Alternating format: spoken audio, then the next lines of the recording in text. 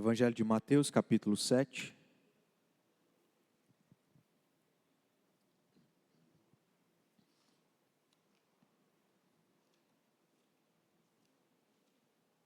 Capítulo 7 é o último capítulo que faz parte do Sermão do Monte.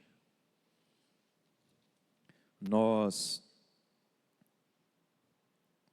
tratamos aqui em uma determinada ocasião sobre as bem-aventuranças, em outra ocasião sobre oração, também baseado no Sermão do Monte.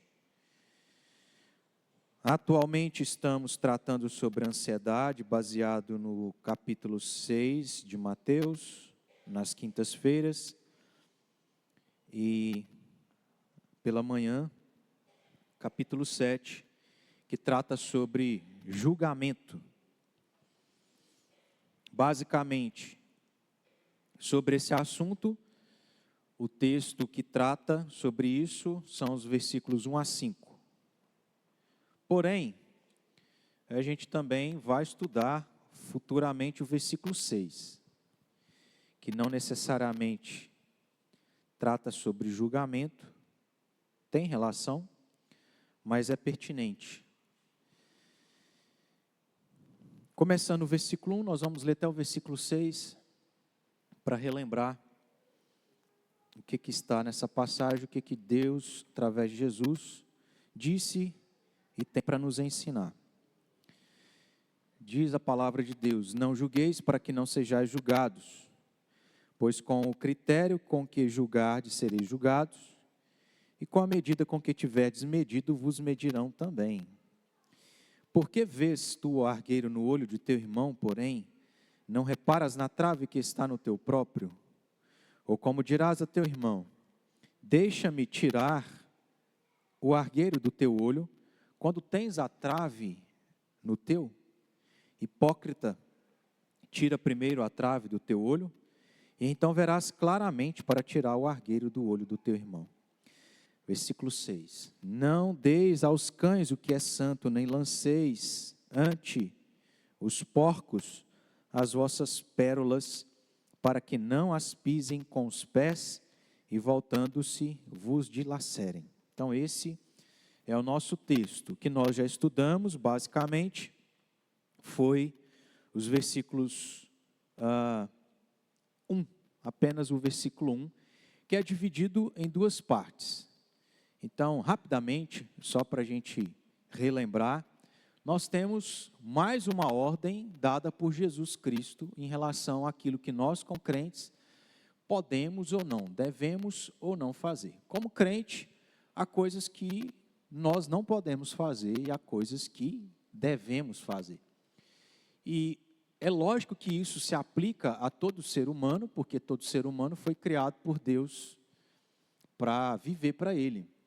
Mas aqueles que não têm Cristo Jesus são incapazes de cumprir com aquilo que Deus ordena a todo ser humano. Portanto, mais especificamente, a nós que temos Cristo Jesus, fomos alcançados, a nós que pertencemos ao reino dos céus, ao reino de Deus, temos a obrigação de cumprir tais coisas, o que podemos fazer e o que não podemos. E uma das coisas que nós não podemos fazer, que poderia estar lá no decálogo, porque o decálogo basicamente tem, boa parte dele, uma palavra negativa, que é não, e um ato, daquilo que é proibido.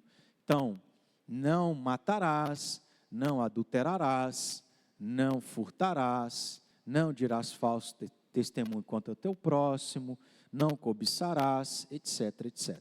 Aqui não é diferente. Jesus amplia o decálogo, vamos assim dizer, dizendo mais uma das outras coisas que nós somos proibidos de fazer, que é não julgar. Nós não podemos julgar. O que a gente entendeu, procurou entender, é até que ponto, ou em que sentido, em que aspecto que a gente pode julgar, em que sentido nós não podemos julgar. E o que a gente entendeu é que o julgamento que Jesus está proibindo é o tipo de julgamento com base na nossa própria justiça. é o tipo de julgamento aonde é destrutivo, o tipo de julgamento que, obviamente, é pecaminoso. Esse tipo de julgamento estamos proibidos de tê-lo, exercê-lo. Mas, em contrapartida, aquele tipo de julgamento que podemos, são aqueles necessários para a gente viver no mundo da maneira certa. A gente precisa saber julgar o que está certo, o que está errado, etc. e etc. Então a ordem é: não julgueis. E aí nós vamos ver no próprio versículo 1, na parte final, e também no versículo 2, que é o versículo que nós vamos tratar, algumas razões ou motivos do porquê que nós não devemos julgar as pessoas de maneira destrutiva, baseada na nossa própria justiça. O primeiro desses motivos, na parte final aí do versículo 1. Jesus mesmo diz: para que não sejais julgados. Essa foi a primeira razão, e nós tratamos sobre ela no nosso último estudo aqui no domingo. A segunda razão, olhando para o versículo 2, é quando Jesus também disse: pois com o critério que julgardes, sereis julgados, e com a medida com que tiverdes medido, vos medirão também. Basicamente, o que a gente tem no versículo 2 é uma descrição daquilo que ele falou de maneira resumida na parte final do versículo 1. Para que não sejais julgados. Por quê? Porque com a medida ou com o critério com que julgardes, sereis julgados, e com a medida com que tiverdes medido, vos medirão também. Vamos para o texto paralelo à nossa passagem. Se você olhar aí no título do capítulo 7, que está o juízo temerário é proibido, você vai ver uma referência, que está em Lucas, capítulo 6. Então, por favor, abra em Lucas 6, para nós lermos os versículos 37 e 38. E aí eu vou pedir a Kelly para fazer a leitura para nós. Lucas 6, 37 e 38.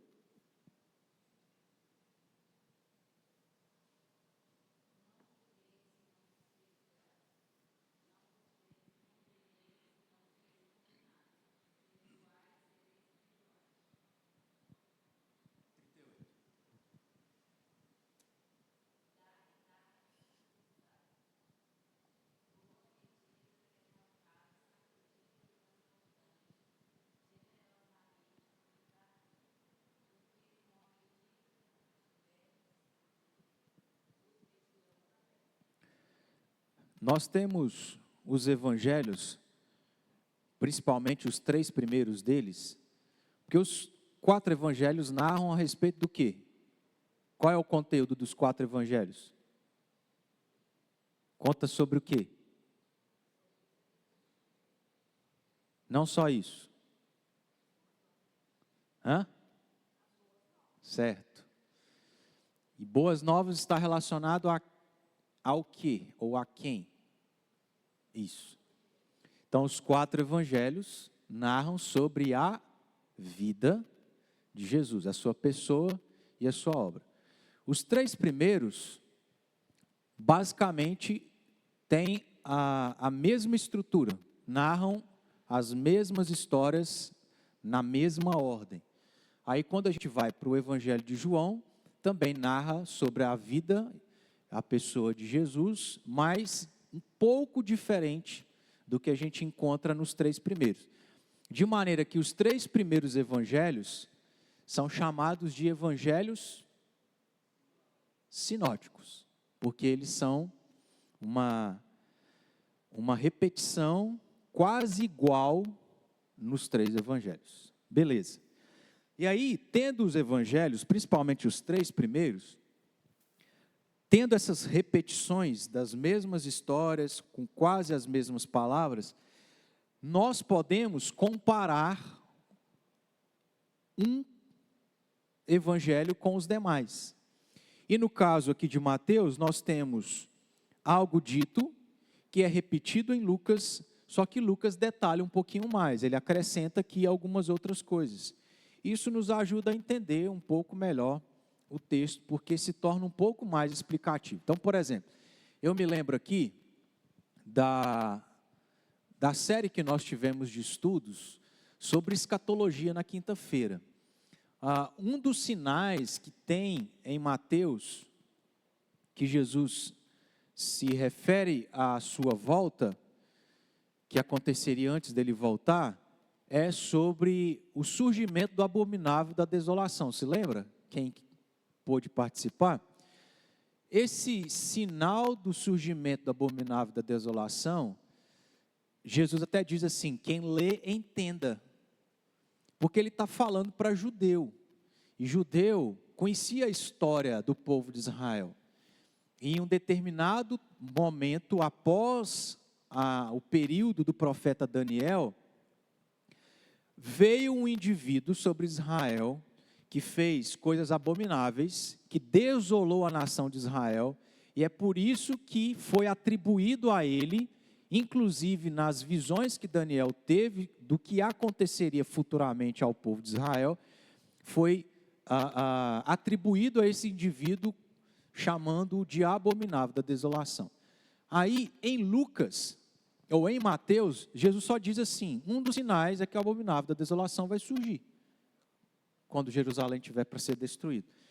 E aí Lucas, que tem um público que não é judeu, vai explicar o que é esse abominável da desolação. E lá no texto, explica que o surgimento do abominável da desolação era um exército que viria sobre Jerusalém e a destruiria. Está vendo que explica? Então é isso que a gente também pode ter aqui, olhando para o texto paralelo de Lucas, em relação à nossa passagem. Em outras palavras, a segunda razão da qual nós lemos está no versículo 2 de Mateus 7, é apresentada por Jesus para que o crente não julgue o seu próximo com base em sua justiça própria, é que, ao fazer isso, ele está, preste atenção, em outras palavras, o que o versículo 2 está dizendo para nós? É que aquele que julga o seu próximo, baseado na sua própria justiça, de maneira destrutiva, de maneira pecaminosa, está atraindo juízo contra si mesmo. E o pior, ele está estabelecendo o critério de seu julgamento.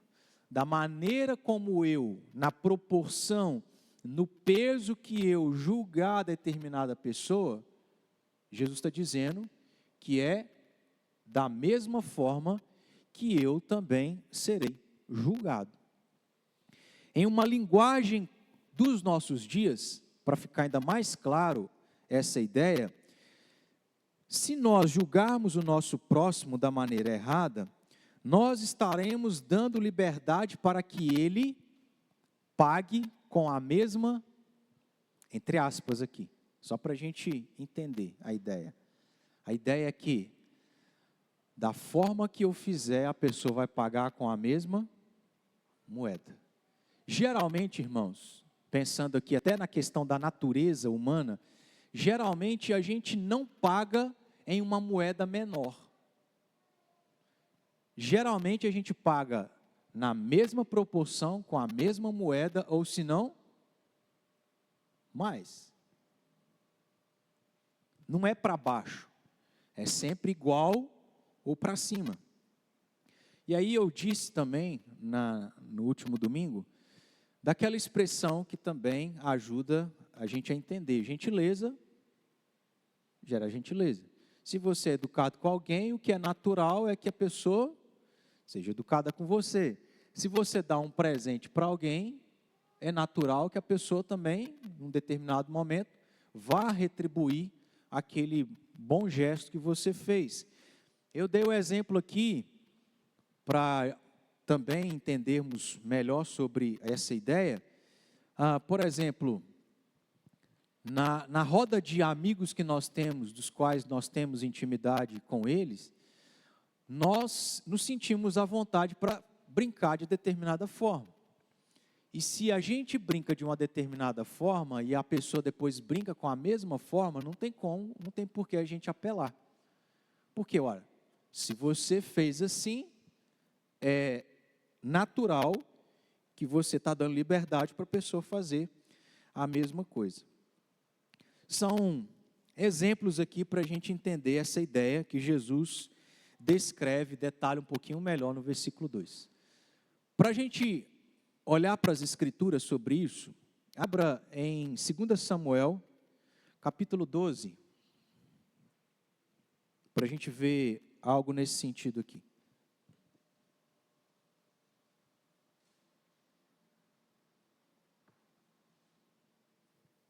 Nós vamos ler os 7 primeiros versículos.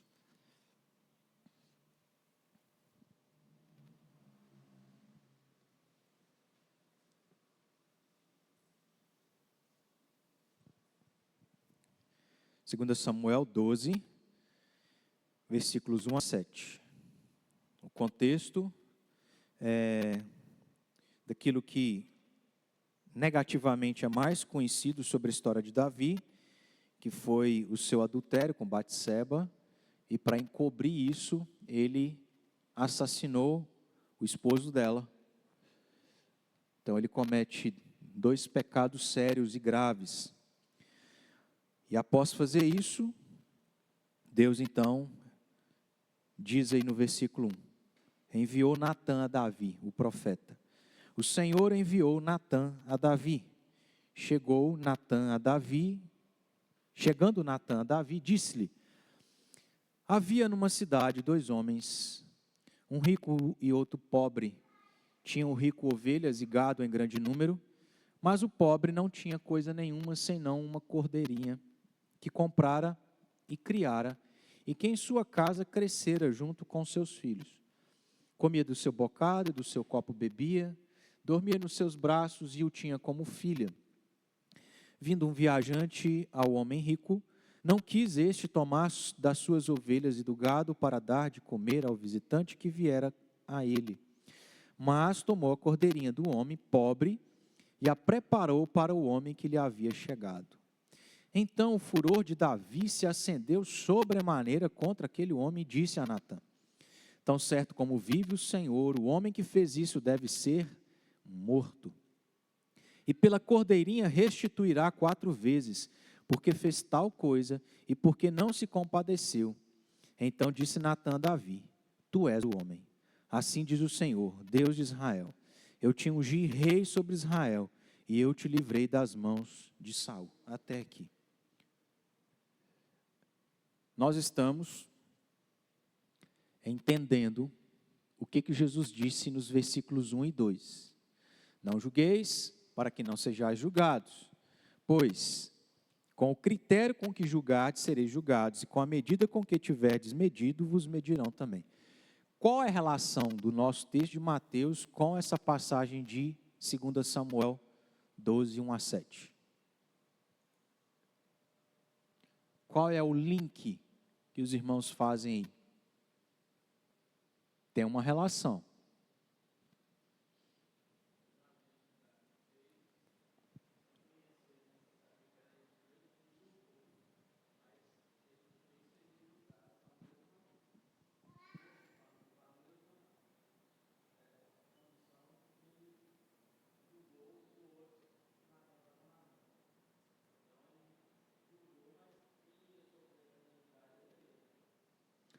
Exato. Nós temos uma facilidade enorme para poder julgar o outro. E às vezes a nossa tendência é pesar, porque é o outro que está sendo julgado, não é você que está na pele, não é você que está vivendo.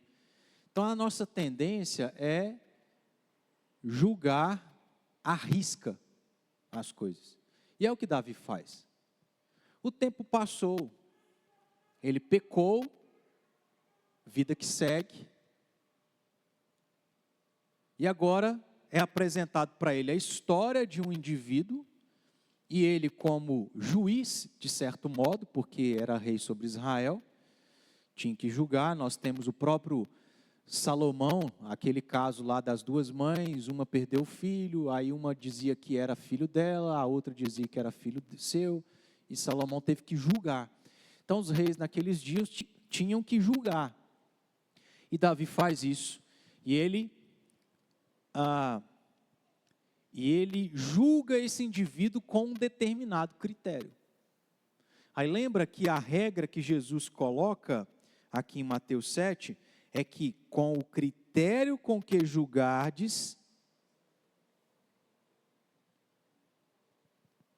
o critério que Davi julgou esse indivíduo que tomou uma cordeirinha daquele que só tinha aquela cordeirinha e ele tinha outras, foi de: esse indivíduo tem que ser morto e deve restituir 4 vezes. Porque o critério dele foi esse. Natan diz: você deu um tiro no pé, né?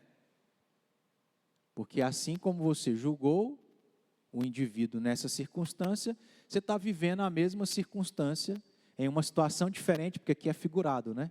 Para ilustrar. Você está vivendo a mesma circunstância, e aí você julgou a si mesmo. Você tem que ser morto, e antes de ser morto, restituir a cordeirinha 4 vezes mais. É um exemplo do que Jesus está dizendo para nós. Quer dizer, meus irmãos, que nós, para não corrermos o risco de ser julgado com o mesmo peso, nós vamos afrouxar. Por quê? A gente tem que, o que é certo, o que é errado. Então não dá para a gente ser covarde de pegar essa regra e a coisa não apertar para nós, a gente não fazer justiça à palavra de Deus, ao nome de Deus, ao que Deus é, etc. E é por isso que liderança, principalmente, que tem a autoridade dada por Deus de julgar a igreja, isso é de grande responsabilidade, porque são 2 extremos, aonde são situações diferentes, indivíduos diferentes. A gente não pode deixar de julgar, não pode deixar de aplicar a lei de Deus, mas também tem que ser piedoso, olhar ao lado do indivíduo. É muito difícil.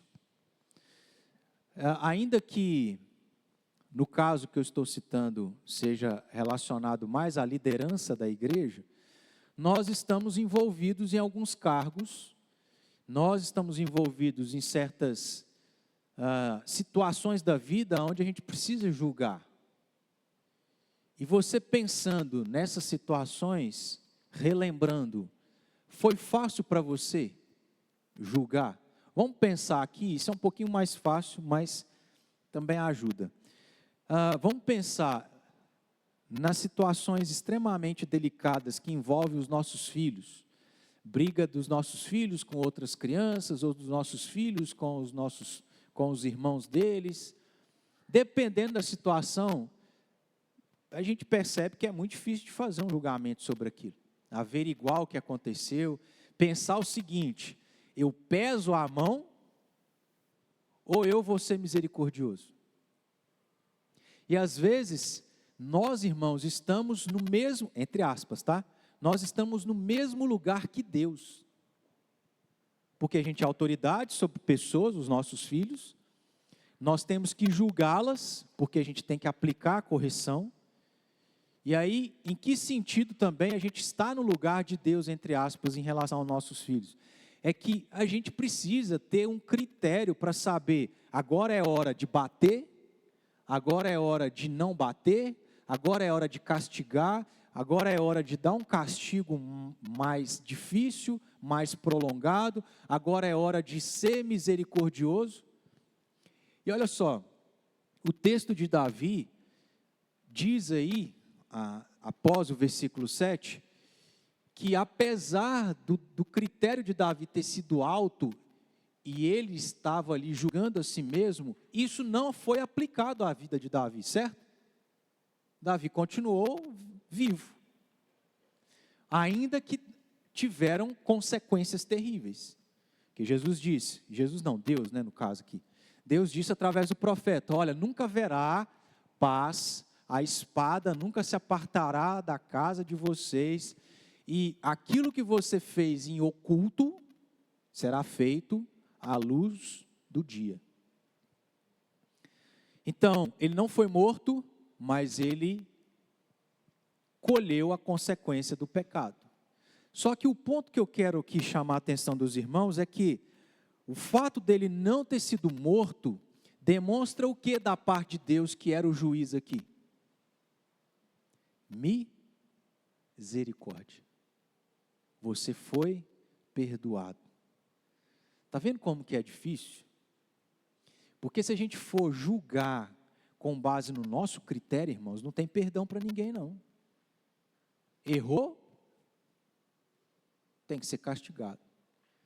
Mas imagina se Deus fosse usar a risca para nos julgar. Não tinha ninguém aqui na igreja. Só o pastor. O povo estava disperso, e na hora que eu falei isso, ué, como assim, né? Brincadeira, tá, irmãos? Nem eu, ninguém estaria aqui. Mas Deus, em Cristo, é misericordioso. Vou ser longânimo. Vou te dar uma chance. Então veja como que é difícil. Quando será o momento da gente ser piedoso, se colocar no lugar da pessoa, dar uma chance, perdoar? E quando é que é o momento de assim, agora, cara, é morte. Agora é pedra.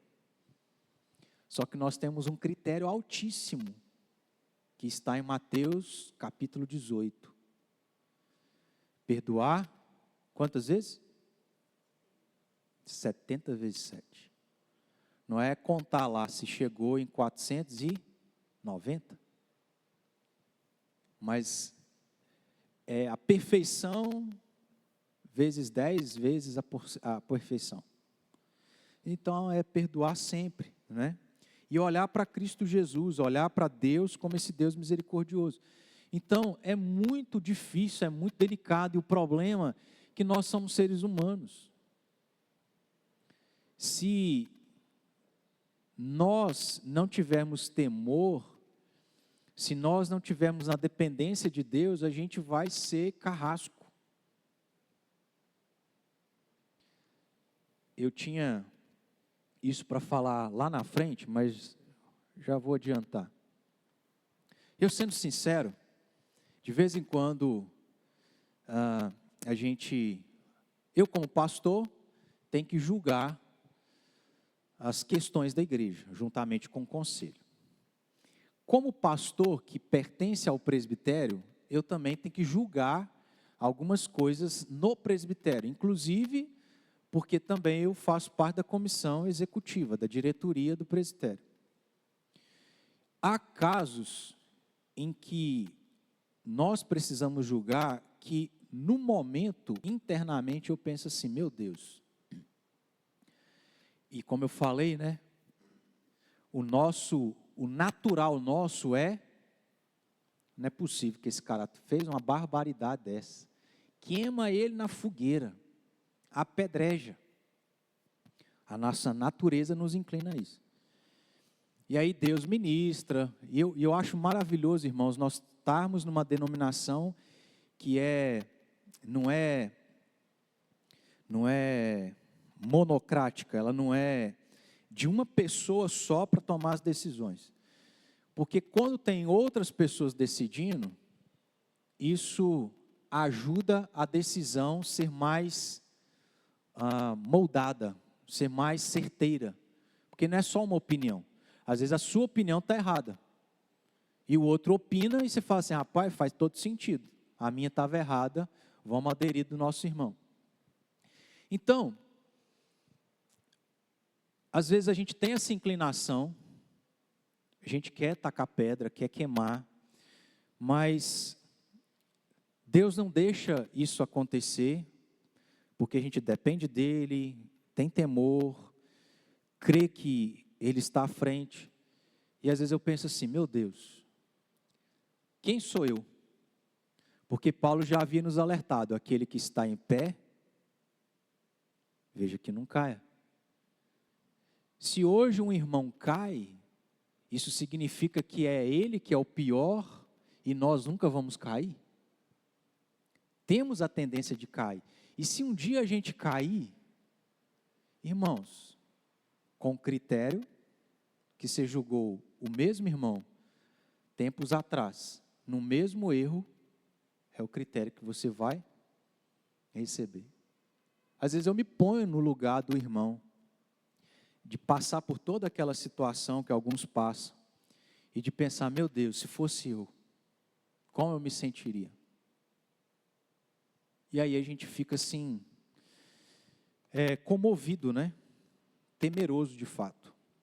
Voltando, olhando para o texto de 2 Samuel, a gente vê o próprio Davi sendo um exemplo do que Jesus disse, com o critério que você julgar, você será julgado. E isso é extremamente difícil, porque a gente tem que saber a hora que a gente pesa a mão e a hora que a gente não pesa a mão. Geralmente a nossa tendência é de pesar a mão, mas há momentos em que a gente precisa dar a chance, dar a oportunidade e ser misericordioso. Vamos para Romanos. Alguém quer comentar alguma coisa? Para participar? Não? Vamos lá para Romanos. Fiquem à vontade, tá, irmãos? Para participar aí. Abra aí Romanos 2:1.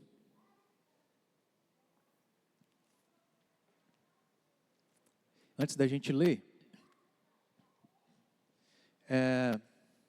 eu quero perguntar para os irmãos.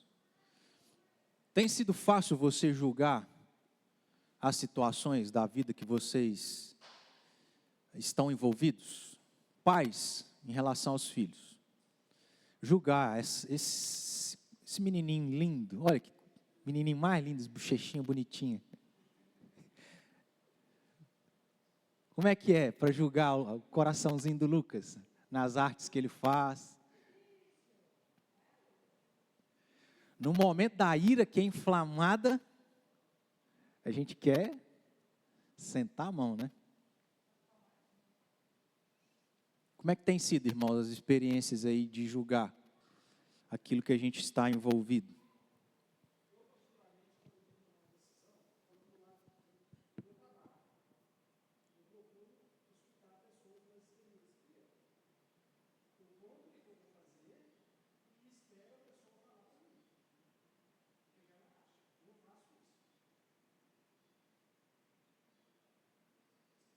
Então você consulta, no caso do seu trabalho.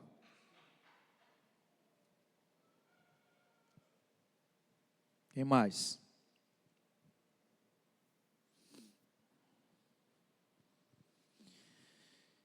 Quantos irmãos vão pensando? Vamos ler. Romanos 2:1. Portanto, és indesculpável, ó homem, quando julgas quem quer que sejas, porque no que julgas a outro, a ti mesmo te condenas. Por quê? Porque hoje é o próximo, amanhã pode ser você. E se você já tem um critério, é o mesmo critério que você está dando para você quando você passar por aquilo. No que julgas a outro, a ti mesmo te condenas, pois praticas as próprias coisas que condenas. Aqui é ainda mais sério, porque é hipocrisia, que é o que Jesus fala no versículo 5 de Mateus 7. Porque o pior de tudo não é julgar e julgar errado, que é um problema, mas é julgar errado vivendo as mesmas coisas. É hipocrisia. Pois praticas as próprias coisas que condenas. Vamos para Mateus 18 também. Vou perguntar a Soninha. Como que tem sido a sua experiência de julgar os seus filhos? Quer vir à frente, pegar o microfone, desabafar? Difícil. Adolescentes. Porque criança até, né?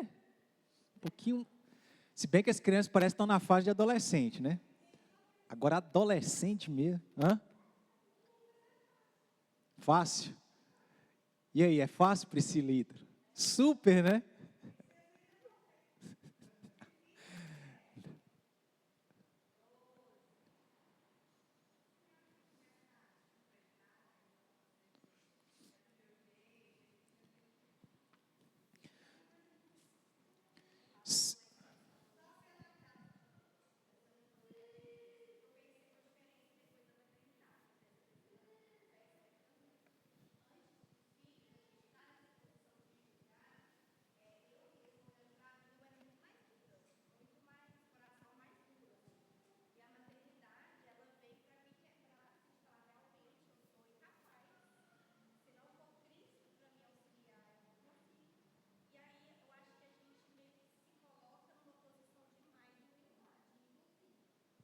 Sim. E olha que interessante. Nós temos a tendência de aplicar aos outros, como que eu posso dizer aqui?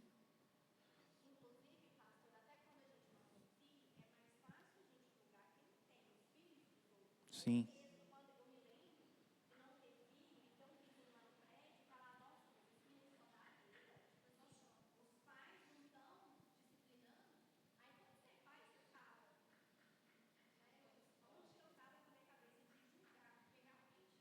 Só vivendo, não é mesmo, né?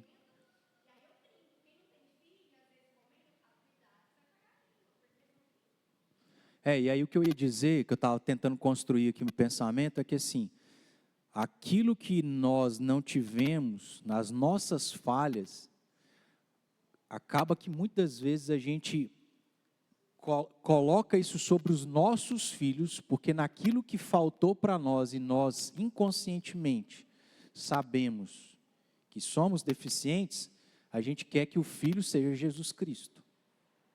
E aí não cabe misericórdia, não cabe piedade, é só lei, obedeceu bênção, desobedeceu castigo, né? E a gente está impondo uma coisa que é impossível, porque os nossos filhos nascem pecadores. Eles não vão ser como nós, e que nem sejam. Porque se for nós o critério, não é o melhor critério. Então, a gente tem muito disso, né? De querer que os nossos filhos sejam como nós, ou aquilo que a gente não conseguiu ser, eles sejam. E aí é um peso insuportável, e que nunca vai acontecer.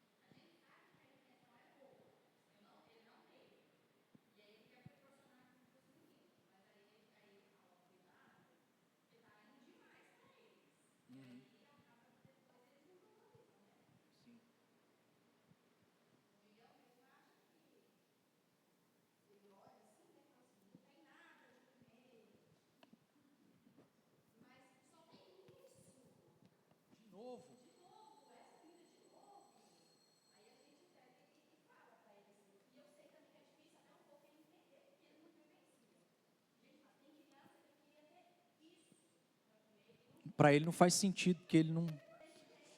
Então fica um mês sem fazer compra no supermercado. Seria até bom, né, se a gente conseguisse.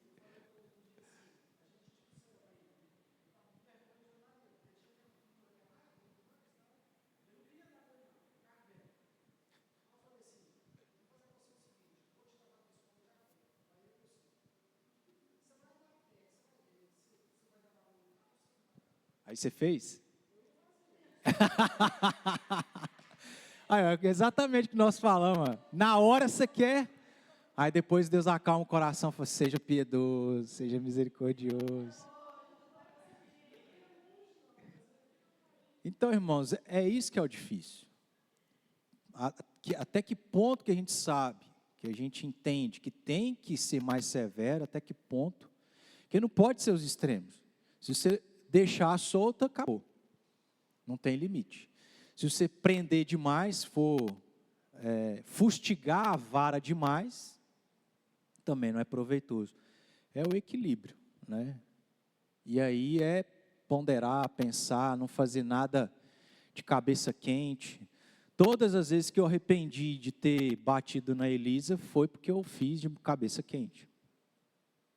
E é interessante porque um tempo atrás, uma pessoa chegou para mim e falou assim, não foi do nada, né? Mas ela, conversando, ela chegou para mim e falou assim, pastor, eu acho que você é muito, não é duro o que ele falou, com a Elisa. Aí sabe quando você pensa assim, será que está falando, será que faz sentido, será que não? Você fica matutando aquele negócio? Porque às vezes a gente pode estar sendo e não está percebendo. Mas pode ser que o outro está tendo um julgamento errado, né? E não quer dizer que é pecaminoso, porque é construtivo o que a pessoa está dizendo. Está vendo que é diferente? A pessoa em amor chegar, eu acho que isso é muito duro. É diferente de uma maneira destrutiva. E aí eu fico pensando, Tá. Voltando então. Eu digo mesmo, né? Apesar que hoje em dia a gente está vivendo um tempo que assim, qualquer meia palavra que você fala, a pessoa tem que ir para o psicólogo. Povinho melindroso, irmãos, de hoje em dia. Antigamente o pastor era respeitado, né? Hoje em dia os adolescentes mandam ser, né? E fazer o número 2. Sério. Fala assim meio que brincando, mas hoje em dia, pensa, irmãos, nos dias lá de Calvino, se não me engano, os membros que não iam na igreja, os pastores iam na casa puxar a orelha dos membros. Se nós fôssemos fazer isso hoje em dia, não tinha tempo para fazer mais nada. Hoje em dia, se você chamar o irmão assim e repreender, tem 2 meses que você não vai na igreja? Eu vou sair da igreja. Aí, na minha filosofia, né? É lógico que, estou falando aqui para os irmãos, não quer dizer que eu vou fazer dessa forma. É melhor ir embora mesmo, né? Já que tem a mentalidade só esquentar banco, melhor, né? Se não está ajudando. Mas a gente assim, está vivendo dias onde tudo que fala desce para o coração, a gente fica remoendo aquele negócio. E a gente não amadurece, irmãos.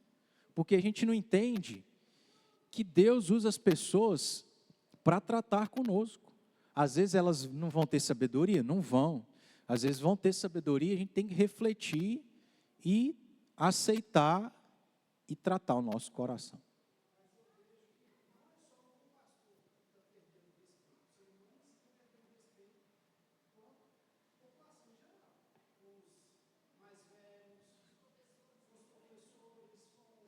Os pais.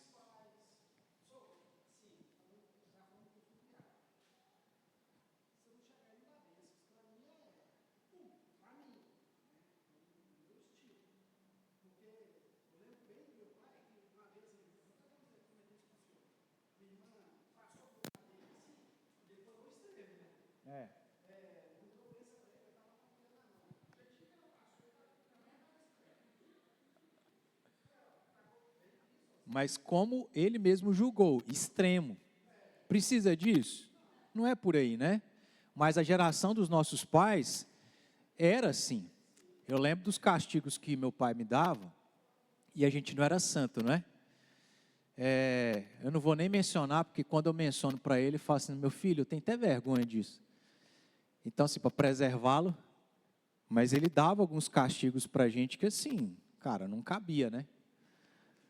Pensa aí nos filhos hoje. Você já bateu no seu filho de cinto? Né? Hoje a coisa é bem mais maleável, mas aí a gente tende ao outro extremo, ficar relaxado demais. Aí é um outro problema. Sempre os problemas são extremos. A gente tem que achar o equilíbrio. E aí é o ponto que nós estamos tratando, que é julgar da maneira certa.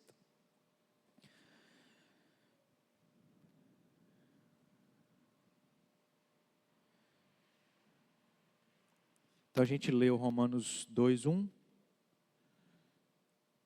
Vamos para Mateus 18, 23.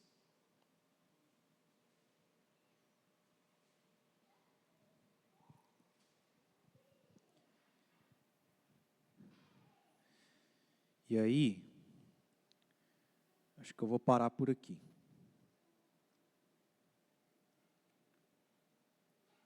Nós vamos ler do 23 ao 35. Por isso o reino dos céus é semelhante a um rei que resolveu ajustar contas com seus servos, e passando a fazê-lo, trouxeram-lhe um que lhe devia 10.000 talentos. Não tendo ele, porém, com o que pagar, ordenou o Senhor que fosse vendido a ele, a mulher, os filhos e tudo quanto possuía, e que a dívida fosse paga. Então o servo, prostrando-se reverente, rogou: sê paciente comigo e tudo te pagarei. Veja que alguém falha, ele merece receber o castigo, mas ele pede misericórdia. Sê paciente comigo e tudo te pagarei. 27. E o senhor daquele servo poderia aplicar o que era justo, e aí o que ele faz? Resolve ser misericordioso. E o senhor daquele servo, compadecendo-se, mandou-o embora e perdoou-lhe a dívida. Saindo, porém, aquele servo que foi perdoado, encontrou um dos seus conservos que lhe devia 100 denários. O erro era menor do que esse que foi perdoado. E agarrando-o, sufocava, dizendo: paga-me o que deves. Então o seu conservo, caindo-lhes aos pés, lhe implorava: sê paciente comigo e te pagarei. Ele, entretanto, não quis. Antes, indo-se, o lançou na prisão, até que saldasse a dívida. Vendo seus companheiros o que se havia passado, entristeceram-se muito e foram relatar ao seu senhor tudo o que acontecera. Então seu senhor, chamando-lhe, disse: servo malvado, perdoei-te aquela dívida toda porque me suplicaste.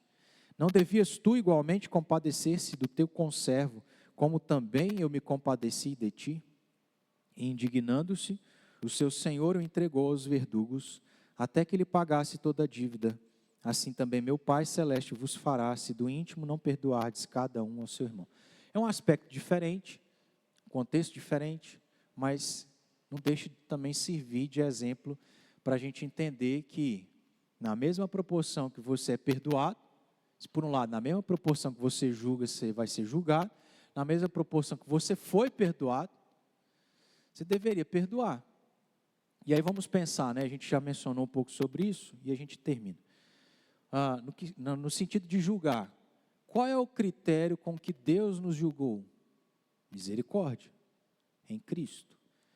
Então não deveria ser diferente, sermos misericordiosos uns com os outros.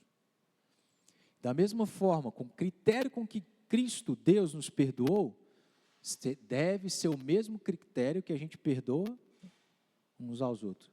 O critério, meus irmãos, não é o homem, é sempre Cristo Jesus. Por isso que ser cristão é um desafio, que a gente sempre é chamado para fazer mais. O desafio é sempre olhar para a cruz de Cristo, que é algo que a gente já tem experimentado, e o outro também precisa experimentar. Agora, é lógico que há situações e situações. Deus perdoou Davi, mas ele sofreu algo sério pela consequência do pecado, né? Então, não quer dizer que a gente ser misericordioso significa que o castigo não é misericórdia. Vá ler Hebreus capítulo 12. A disciplina de Deus a nós é benéfico, é para o nosso bem. Não é assim para com os nossos filhos, para com os nossos filhos? Se nós não os disciplinarmos, nós estamos fazendo mal a eles, porque eles vão crescer aprendendo coisas erradas, vão ser pessoas erradas, falhas, com um caráter ruim, e isso não vai fazer bem para eles. Então tem que corrigir. Só como que nós vamos corrigir? Aí cabe critério e julgamento. Mais alguma contribuição aí? Desabafo, confissão de pecado. Meus irmãos, que Deus nos dê graça em nome de Jesus. A gente calmar, pensar. Deixa Deus trabalhar e não o diabo. Deixa Deus trabalhar e não a sua natureza pecaminosa. Deixa Deus trabalhar. Se humilha, se quebranta diante dele. Que nós vamos tomar decisões certas, seja para julgar, seja para perdoar, seja para qualquer outra coisa. E assim Deus vai ser honrado e glorificado.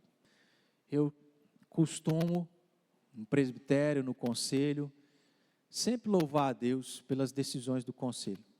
Não tem dificuldade, irmãos, de ter as minhas opiniões e as minhas vontades e elas não prevalecerem. Louva a Deus pelo conselho, pelo presbitério, porque se fosse por mim, às vezes eu não estaria honrando a Deus.